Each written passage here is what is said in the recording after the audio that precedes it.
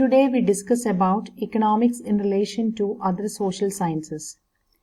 Economics is a social science which deals with human wants and their satisfaction. It is related to other social sciences like sociology, politics, history, ethics, jurisprudence, and psychology. For example, the economic development of a nation depends not only on economic factors but also on historical, political, and sociological factors.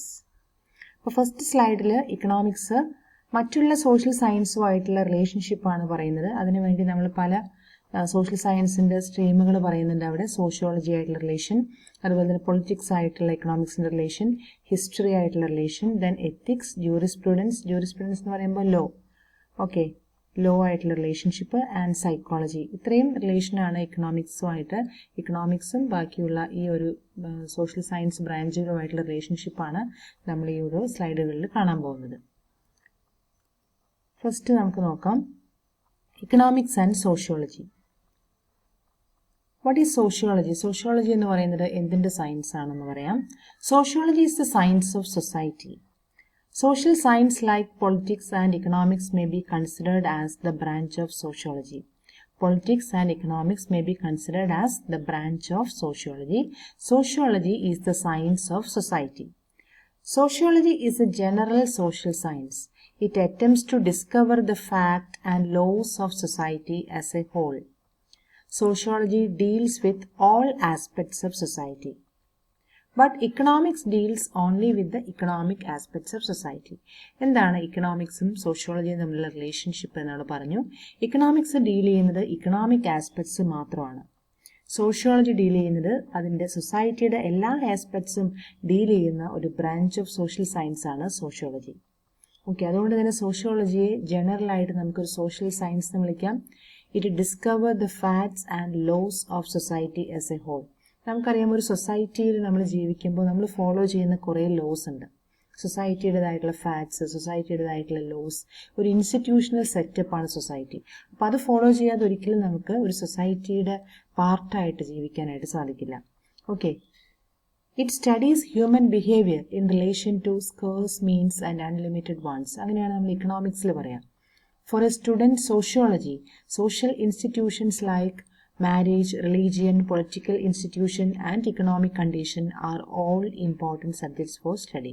ഒരു sociology student ആണെങ്കിൽ ആ ഒരു സ്റ്റുഡൻറ്റിന് social institutions അല്ലാതെ social ഇൻസ്റ്റിറ്റ്യൂഷൻസിൻ്റേതായിട്ടുള്ള കുറേ loss follow ചെയ്തുകൊണ്ട് വേണം ഒരു സൊസൈറ്റിയിൽ ജീവിക്കാനായിട്ട്. അതിൽ കുറേ സോഷ്യൽ ഇൻസ്റ്റിറ്റ്യൂഷൻസ് ആണ് എക്സാമ്പിളായിട്ട് കൊടുത്തിരിക്കുന്നു. മാരേജ് അല്ലേ, അതൊരു സോഷ്യൽ ഇൻസ്റ്റിറ്റ്യൂഷണൽ സെറ്റപ്പാണ്, അത് ഫോളോ ചെയ്യണം.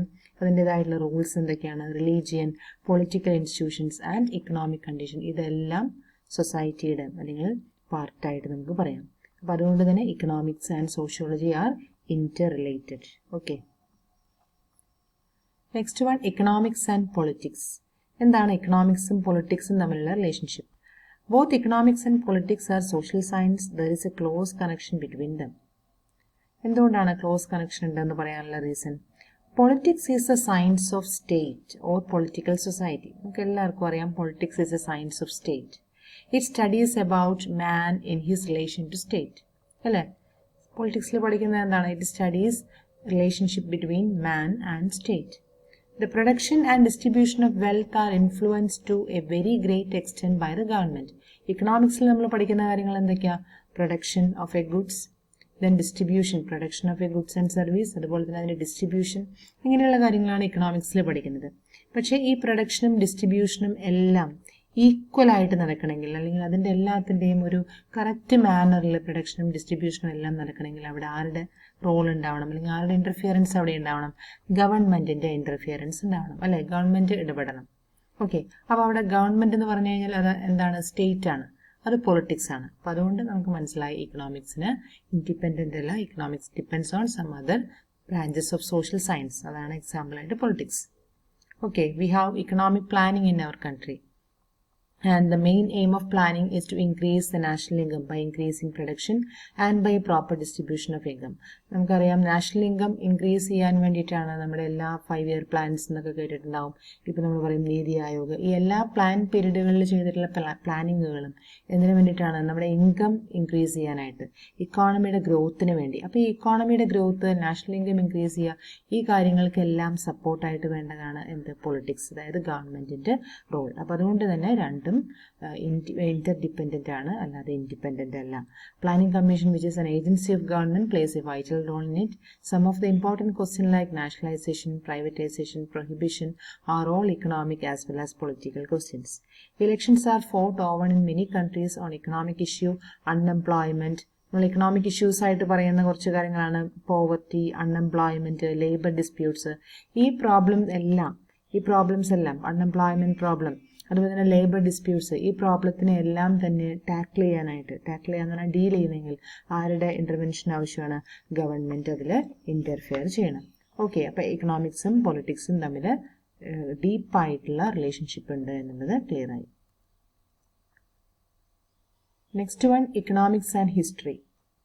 എന്താണ് ഇക്കണോമിക്സും ഹിസ്റ്ററിയും തമ്മിലുള്ള relationship? What is history? History is A record of past events. History എന്ന് പറയുന്നത് പാസ്റ്റ് ഇവൻറ്റ്സിൻ്റെ റെക്കോർഡാണ്, അല്ലേ? ഹിസ്റ്ററി സ്റ്റുഡൻസിന് കൃത്യമായിട്ട് അറിയാം, ഹിസ്റ്ററി എന്ന് പറയുന്നതിൽ ഒരുപാട് പാസ്റ്റ് ഇവൻറ്റ്സ് നമ്മൾ പഠിക്കുന്നുണ്ട്.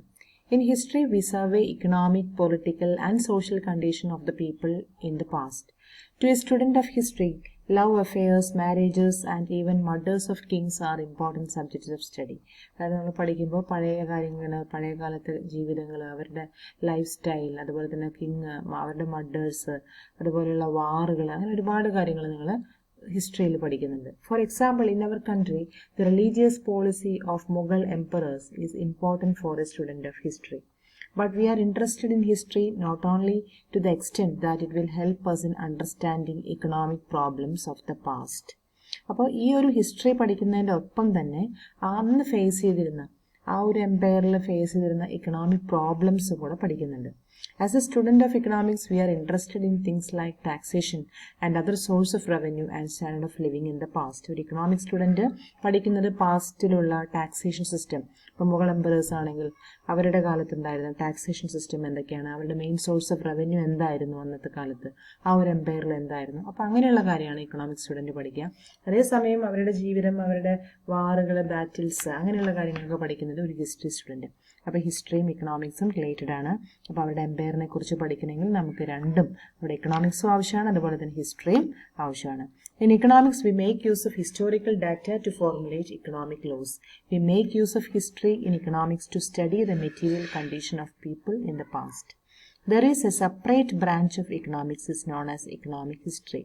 Economic history എന്ന് പറയുന്ന ഒരു സെപ്പറേറ്റ് ബ്രാഞ്ച് തന്നെ ഇക്കണോമിക്സിലുണ്ട്. ലാസ്റ്റ് ഒരു കൊട്ടേഷൻ കൊടുത്തിരിക്കുകയാണ്. We may say economics is the fruit of history. Economics എന്ന് പറയുന്നത് ഹിസ്റ്ററിയുടെ ഒരു ഫ്രൂട്ടാണ്, ഹിസ്റ്ററിയുടെ ഒരു റിസൾട്ടാണ്.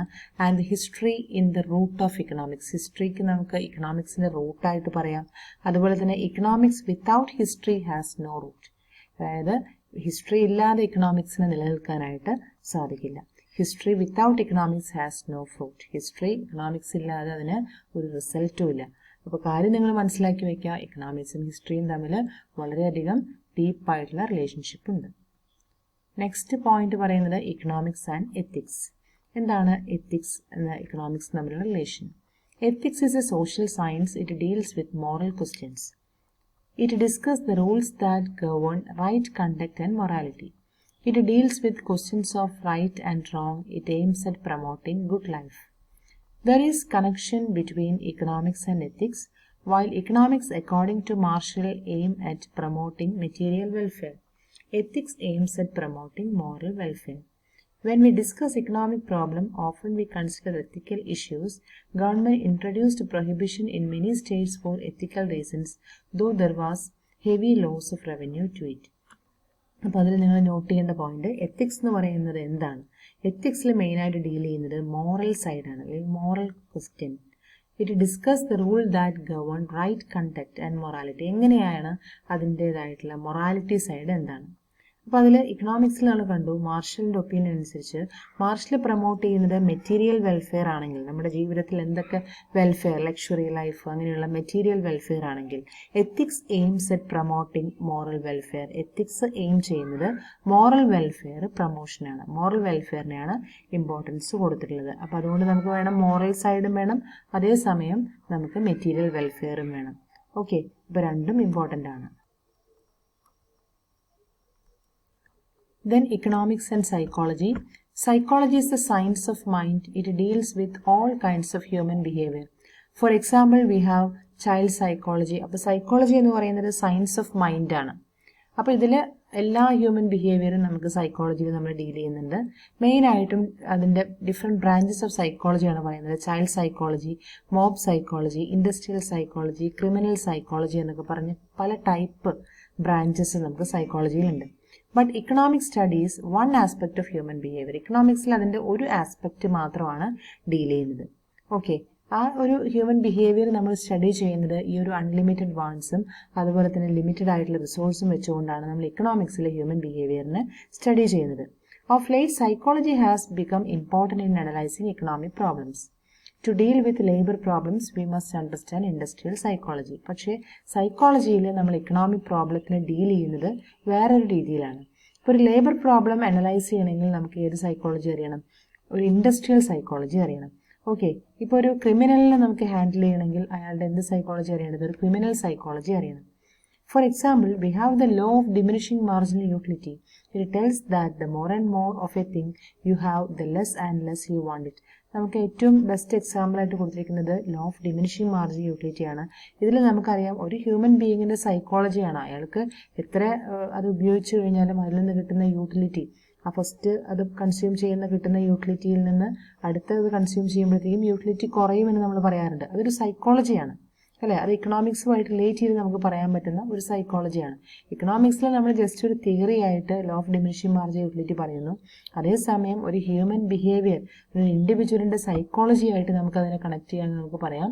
അത് അയാളുടെ സൈക്കോളജിക്കൽ ആസ്പെക്റ്റാണ്. അയാൾക്കത് ഒരെണ്ണം കഴിച്ചു, രണ്ടാമത്തെ ആയപ്പോഴത്തേക്കും അയാൾക്ക് അതിനുള്ള യൂട്ടിലിറ്റി കുറയുന്നു, പിന്നെ ആകുമ്പോഴത്തേക്കും പിന്നെയും യൂട്ടിലിറ്റി കുറയുന്നു. അപ്പോൾ അതൊരു സൈക്കോളജി ആയിട്ട് നമുക്ക് കണക്ട് ചെയ്ത് പറയാം. അപ്പോൾ സൈക്കോളജിയും ഇക്കണോമിക്സും രണ്ടും ഇൻ്റർ റിലേറ്റഡ് ആണ്. രണ്ടിനെയും ഇൻഡിപെൻഡൻ്റ് ആയിട്ട് നിൽക്കാൻ പറ്റില്ല, രണ്ടും കണക്റ്റഡ് ആണ്. ഒരു ഇക്കണോമിക് പ്രോബ്ലം അനലൈസ് ചെയ്യണമെങ്കിൽ നമുക്ക് തീർച്ചയായിട്ടും അതിൻ്റെ സൈക്കോളജി അറിഞ്ഞിരിക്കണം. ഓക്കെ, അപ്പോൾ അൺഎംപ്ലോയ്മെൻറ്റ് എന്ന് പറയുന്ന ഒരു പ്രോബ്ലമാണ് അനലൈസ് ചെയ്യണമെങ്കിൽ അവിടുത്തെ ലേബറിൻ്റെ സൈക്കോളജി, ഇൻഡസ്ട്രിയൽ സൈക്കോളജി നമ്മൾ അറിഞ്ഞിരിക്കണം. ഓക്കെ, നെക്സ്റ്റ് നമുക്ക് നോക്കാം ഇക്കണോമിക്സ്, മാത്തമാറ്റിക്സ് ആൻഡ് സ്റ്റാറ്റിസ്റ്റിക്സ്. ഇത് ഇക്കണോമിക്സുമായിട്ടുള്ള റിലേഷൻഷിപ്പ് എന്താണ്? മാത്തമാറ്റിക്സും സ്റ്റാറ്റിസ്റ്റിക്സും. Among other science, economics is related to mathematics and statistics. Statistics എന്ന് പറഞ്ഞു കഴിഞ്ഞാൽ ഒരു ആവറേജ് അല്ലെങ്കിൽ മാത്തമാറ്റിക്കൽ ആയിട്ടുള്ള കാര്യങ്ങളാണ് നമ്മൾ സ്റ്റഡി ചെയ്യുന്നത്. കൗണ്ടിങ് ആണ്. Many tables and diagrams used in economics. നമുക്ക് ഇക്കണോമിക്സ് റെപ്രസെൻറ്റ് ചെയ്യാനായിട്ട്, ഇക്കണോമിക്സിൽ അനലൈസ് നടത്താനായിട്ട് നമുക്ക് പല ടേബിൾസും ഡയഗ്രാംസും എല്ലാം യൂസ് ചെയ്യുന്നുണ്ട്. ഈ ഡയഗ്രാംസ്, ടേബിൾസ് എന്നൊക്കെ പറയുന്നത് എന്താണ്? സ്റ്റാറ്റിസ്റ്റിക്സ് ആണ്. അപ്പോൾ സ്റ്റാറ്റിസ്റ്റിക്സിലൂടെ മാത്രമേ നമുക്കതൊക്കെ പ്രസൻറ്റ് ചെയ്യാൻ പറ്റുള്ളൂ. നമുക്ക് ഈവൻ ഒരു ഡിമാൻഡ് നമുക്ക് എക്സ്പ്ലെയിൻ ചെയ്യണമെങ്കിൽ വരെ തന്നെ നമുക്കതിൻ്റെ കർവുകളും അതുപോലെ തന്നെ ടേബിൾസും എല്ലാം ഇക്വേഷൻസും എല്ലാം ആവശ്യമാണ്. ഇതെല്ലാം എന്താണ്? മാത്സ് അല്ലെങ്കിൽ സ്റ്റാറ്റിസ്റ്റിക്സ് ആണ്. അപ്പോൾ അതുകൊണ്ട് തന്നെ രണ്ടും ഇൻ്റർ ലിങ്ക്ഡ് ആണ്, ഇൻ്റർ കണക്റ്റഡ് ആണ്. Okay, last one economics and jurisprudence. Jurisprudence എന്ന് പറയുമ്പോൾ ലോ ആണെന്ന് മനസ്സിലാക്കുക. It is a science of law ആണ്. The economic progress of a nation depends on the great extent on its legal system. ഒരു legal system depend ചെയ്തുകൊണ്ടാണ് നമ്മുടെ ഇക്കോണമിയുടെ progress. Good laws economic progress promote ചെയ്യും, അതുപോലെ bad laws ഇക്കണോമിയുടെ ഗ്രോത്തിന് impediment obstruct ചെയ്യും. For example, in the past when we welcomed foreigners to invest in our country, they used to say our taxation was complex and not good. Of course, now things have improved. നമുക്കറിയാം 1991 economic റിഫോംസിന് ശേഷം നമ്മൾ foreign institutional investment അതുപോലെ തന്നെ foreign direct investment promote ചെയ്യുകയും നമ്മുടെ നാട്ടിലെ ആളുകൾ invest ചെയ്യാൻ, ഫോറിനേഴ്സ് ഇൻവെസ്റ്റ് ചെയ്യാൻ തുടങ്ങുകയും ചെയ്തു. അപ്പോൾ അതുകൊണ്ട് തന്നെ ഒരു ലീഗൽ സിസ്റ്റം അല്ലെങ്കിൽ ഒരു നല്ല ഗുഡ് ലോ ഫോളോ ചെയ്യുകയാണെങ്കിൽ ഇക്കണോമിക് പ്രോഗ്രസ് എന്തായാലും നമുക്ക് എൻഷുർ ചെയ്യാനായിട്ട് സാധിക്കും. അപ്പോൾ ലോസ് ആൻഡ് എക്കണോമിക്സ് എന്ന് പറയുന്നതും ഇൻ്റർ റിലേറ്റഡ് ആണ്. അപ്പോൾ എല്ലാവർക്കും ക്ലിയർ ആയി കാണും എന്തൊക്കെയാണ് ഇക്കണോമിക്സും മറ്റുള്ള സോഷ്യൽ സയൻസുകളും തമ്മിലുള്ള റിലേഷൻഷിപ്പ്. അത് നമുക്ക് പല കാറ്റഗറീസ് ആയിട്ട് നമ്മൾ ഓരോ സബ്ജക്റ്റുമായിട്ടുള്ള ഇക്കണോമിക്സിൻ്റെ റിലേഷൻഷിപ്പ് പറഞ്ഞു. അപ്പോൾ അതിലെല്ലാം പോയിന്റ്സ് എല്ലാം ക്ലിയർ ആയി കാണുമെന്ന് വിചാരിക്കുന്നു. Okay, thank you.